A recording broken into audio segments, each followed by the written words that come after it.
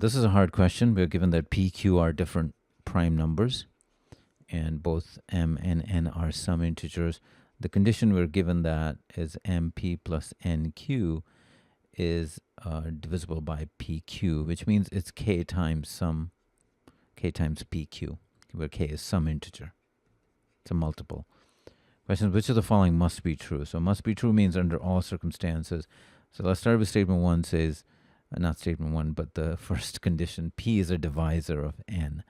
So the way I'm going to do this is to rewrite this, and I'm going to divide both sides by P. So this will become M plus NQ over P is equal to KQ, right? Because this P drops out.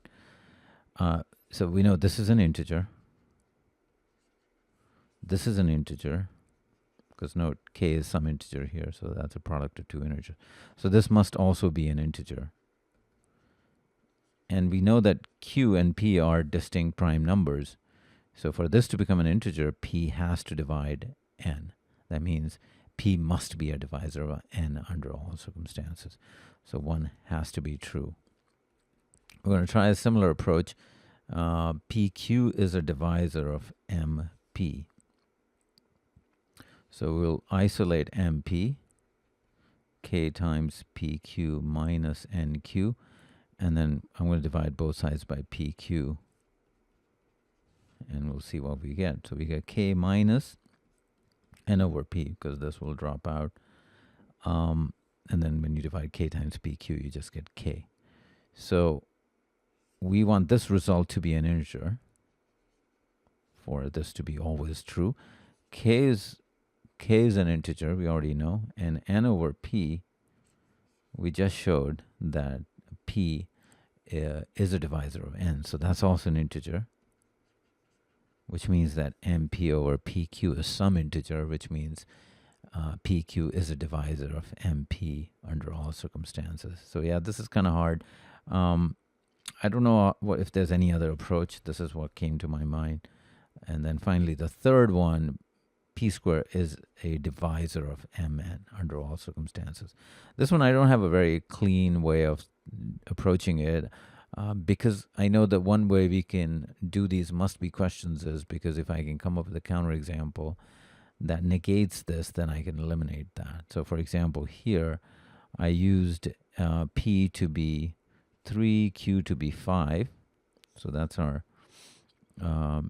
MP plus NQ. So I have to first satisfy that condition. And M times 3 plus N times 5. So I can actually choose M to be 5, N to be 3.